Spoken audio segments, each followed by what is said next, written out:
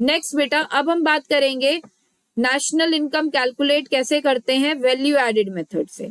अब हम बात कर रहे हैं बेटा वैल्यू एडेड मेथड।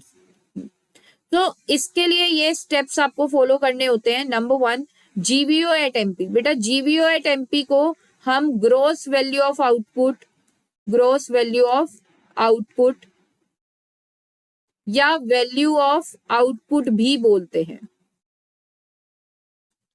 तो जीवीओ एट एमपी हमें सबसे पहले कैलकुलेट करना है। उसको कैलकुलेट करने के लिए हमें सेल्स और चेंज इन स्टॉक को क्या करना है बेटा, ऐड करना है।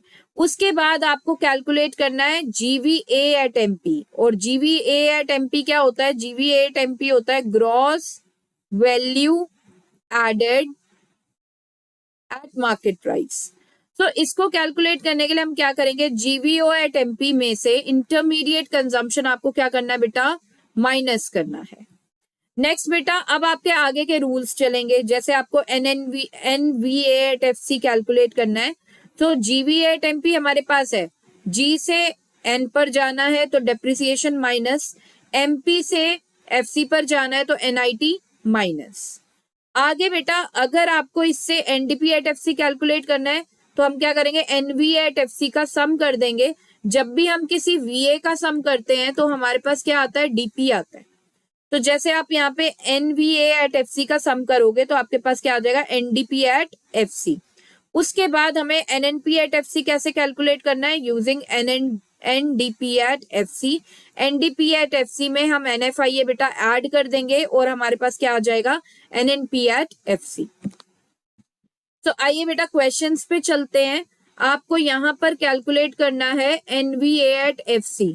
तो कैसे कैलकुलेट करेंगे बेटा, हमें सेल्स दे रखी है 1 लाख, चेंज इन स्टॉक दे रखा है, इंटरमीडिएट कंजम्पशन दे रखा है, डेप्रिसिएशन दे रखा है, एनआईटी दे रखा है, एनएफआईए दे रखा है, जो कि एक टोटली डायरेक्ट क्वेश्चन है। तो देखते हैं बेटा, जीवीओ एट एमपी सबसे पहले निकलता है वैल्यू एडेड मेथड से। तो sales plus change in stock कर देंगे, क्या हो जाएगा 1 लाख प्लस 5,000 विच इज 1,05,000। तो हमारे पास जीवीओ एट एमपी आ चुका है बच्चे, कितना, 1,05,000। फिर उसके बाद हमारा सेकेंड स्टेप क्या होता है, जीवीए एट एमपी कैलकुलेट करना।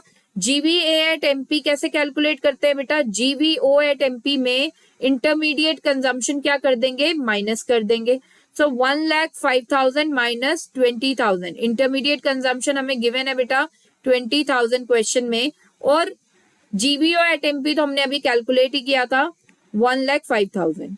तो ये हमारे पास कितना आ गया, 85,000 रुपीज हमारे पास जीवीए एट एमपी आ गया है। अब हम क्या कैलकुलेट करेंगे, अब हम कैलकुलेट करेंगे बेटा NVA at FC using GVA at NP. तो जीवीए एट एनपी में से हम डेप्रिसिएशन एंड एनआईटी को क्या कर देंगे, माइनस कर देंगे, ताकि हम एनवीए एट एफसी कैलकुलेट कर सके। तो 85,000 माइनस डेप्रिसिएशन हमें क्वेश्चन में गिवन है 1000, एनआईटी हमें क्वेश्चन में गिवन है बेटा 3000, so it is 81,000। So NVA at FC is 81,000। तो बेटा अब हम बात करेंगे कि कौन सी चीजों को आपको कंसीडर करना है, कौन सी चीजों को आपको माइंड में रखना है जब आप वैल्यू एडेड मेथड को यूज करोगे फॉर कैलकुलेटिंग नेशनल इनकम। तो बेटा सबसे पहले सेल्स की बात करते हैं। अब जैसे कि आपको पता है कि आप सबसे पहला स्टेप है जीवीओ एट एमपी निकालने का, और उसमें आपको सेल्स चाहिए, क्योंकि आप सेल्स और चेंज इन स्टॉक को क्या करते हो, ऐड करते हो टू गेट जीवीओ एट एमपी। तो बेटा सेल्स जरूरी नहीं है क्वेश्चन में हमेशा डायरेक्टली गिवन हो। कई बार आपको क्वेश्चन में ये इन्फॉर्मेशन गिवन होती है, प्राइस पर यूनिट आपको दे दिया एंड क्वांटिटी सोल्ड या आउटपुट दे दिया। तो आपको क्या करना है, उन क्वेश्चंस में आपको सेल्स खुद कैलकुलेट करनी है price per unit into quantity sold करके, या आउटपुट जो भी आपको गिवन होगा। सो लेट्स सपोज बेटा प्राइस पर यूनिट आपको गिवन है 10 रुपीज क्वेश्चन में एंड क्वांटिटी सोल्ड आपको गिवन है 200 यूनिट्स। तो आप सेल्स कैसे कैलकुलेट करोगे, sales is equal to price per unit into quantity sold. तो 10 इंटू 200 विच इज 2000। तो सेल्स कितना आ गया बेटा, 2000।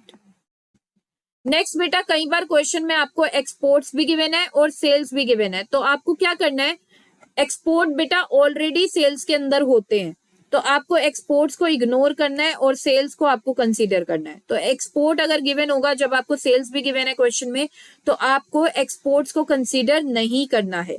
नेक्स्ट बेटा, अगर आपको डोमेस्टिक सेल्स गिवन है और साथ में एक्सपोर्ट्स गिवन है, फिर आपको डोमेस्टिक सेल्स को कंसीडर करना है, आपको डोमेस्टिक सेल्स और एक्सपोर्ट्स को ऐड करना है, तब आपके पास क्या आएगा, उस केस में सेल्स आएंगी। नेक्स्ट बेटा, अब हम बात करेंगे इंटरमीडिएट कंजम्पशन, जो कि आपको चाहिए होता है जीवीए एट एमपी को कैलकुलेट करते टाइम। तो इंटरमीडिएट कंजम्पशन बेटा, इसके अदर नेम्स हैं, एक है परचेज ऑफ इंटरमीडिएट प्रोडक्ट्स या इंटरमीडिएट गुड्स, और दूसरा है सिंगल यूज प्रोड्यूसर गुड्स। और बेटा और क्या चीजें ध्यान में रखनी है इससे रिलेटेड, और आपको ध्यान में रखना है, अगर आपको क्वेश्चन में purchase of intermediate goods given है और साथ में इंपोर्ट ऑफ इंटरमीडिएट गुड्स भी गिवन है, तो आपको क्या करना है बेटा, इंपोर्ट ऑफ इंटरमीडिएट गुड्स को इग्नोर मारना है, क्योंकि परचेज के अंदर इंपोर्ट भी ऑलरेडी क्या है, इंक्लूडेड है। तो परचेज ऑफ इंटरमीडिएट गुड्स आप सिर्फ लेंगे, वही आपका क्या रहेगा, इंटरमीडिएट कंजम्पशन। जो इंपोर्ट्स हैं उसे आप क्या कर देंगे, इग्नोर कर देंगे।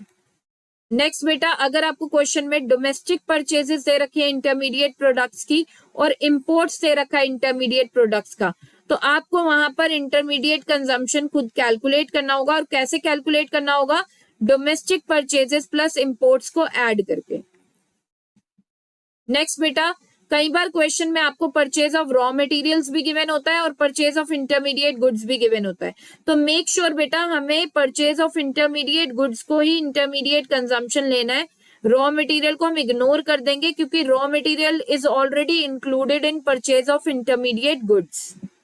नेक्स्ट बेटा, अगर क्वेश्चन में परचेज ऑफ रॉ मटेरियल्स दे रखा है, पावर चार्जेस दे रखा है, लेकिन इंटरमीडिएट कंजम्पशन दिया ही नहीं है, सिर्फ क्वेश्चन में क्या गिवन है, purchase of raw material and power charges, but intermediate consumption given नहीं है, तो आप क्या करोगे, इंटरमीडिएट कंजम्पशन कैलकुलेट करने के लिए आप purchase of raw material and power charges को बेटा ऐड कर दोगे, तो आपके पास क्या आ जाएगा, इंटरमीडिएट कंजम्पशन।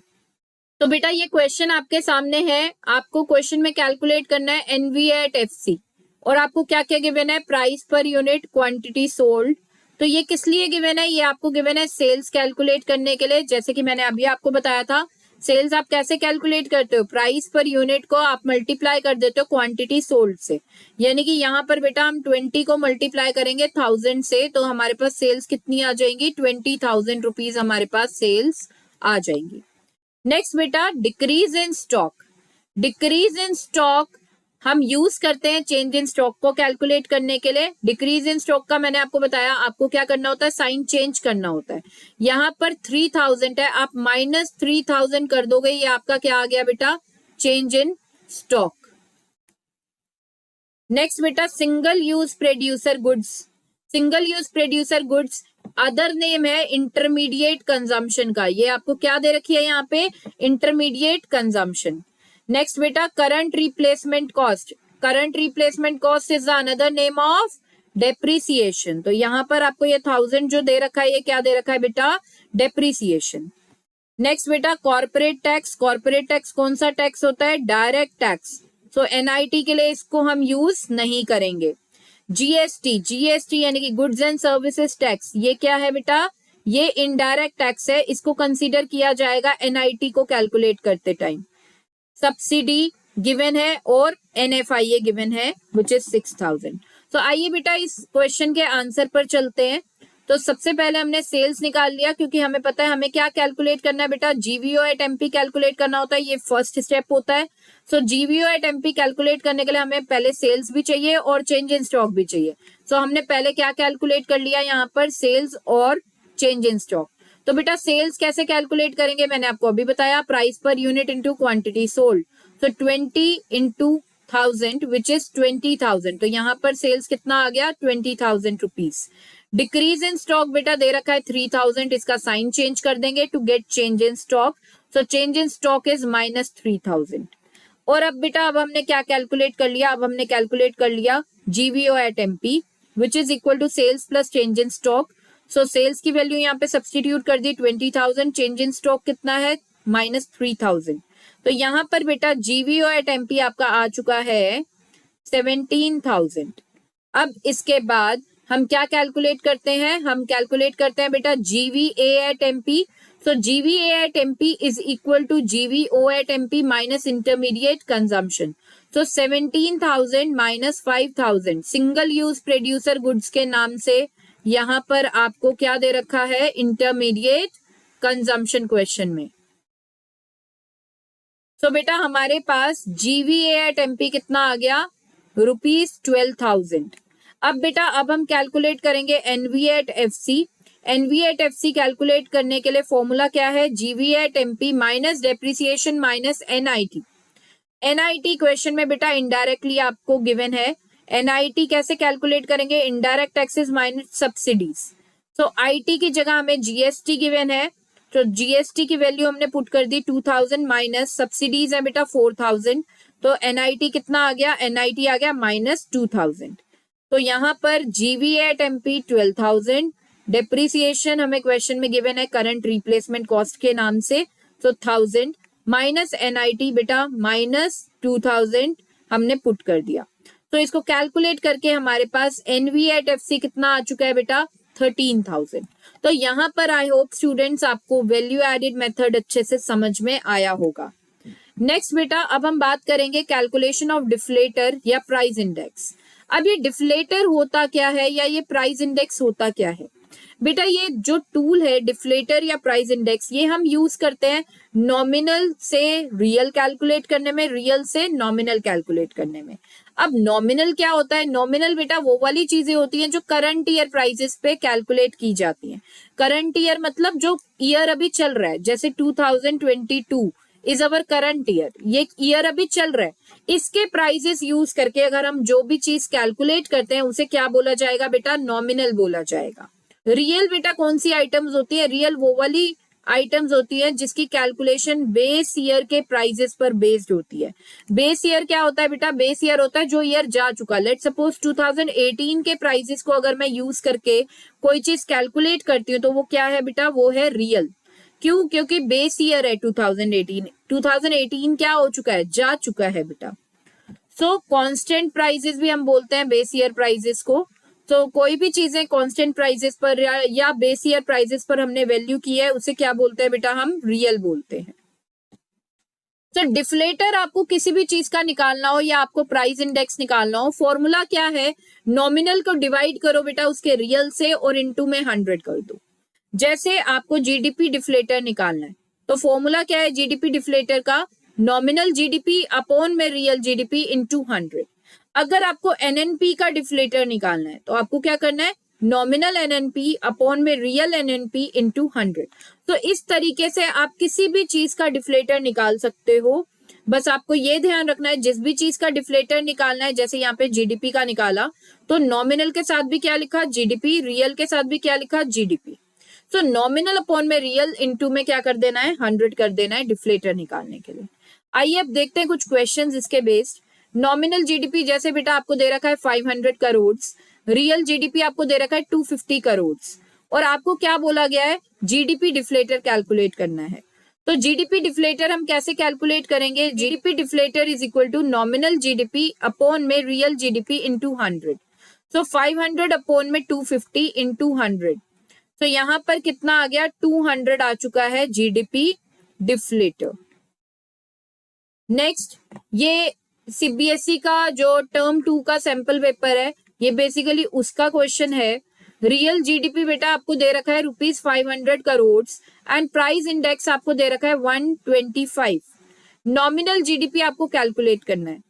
तो बेटा हम फॉर्मूला लगाएंगे, price index is equal to nominal GDP upon में real GDP into 100। So price index की जगह पर हम 125 पुट कर देंगे, हमें इसकी वैल्यू गिवन है। Nominal GDP as it is रहने देंगे क्योंकि इसे हमें कैलकुलेट करना है। और रियल GDP क्या है, रियल GDP है 500 करोड़। तो रियल GDP की जगह पे हमने क्या पुट कर दिया, 500 करोड़ एंड इनटू में 100। सो इसे कैलकुलेट कर लिया हमने, ये 0 से 0 कट गया है यहाँ पर, तो यहाँ पर 5 करोड़ यहाँ पे डिवाइड हो रहा है, वहां जाके क्या हो जाएगा, मल्टीप्लाई हो जाएगा। सो नॉमिनल GDP कितना आ चुका है हमारे पास, नॉमिनल GDP आ चुका है बेटा 625 करोड़।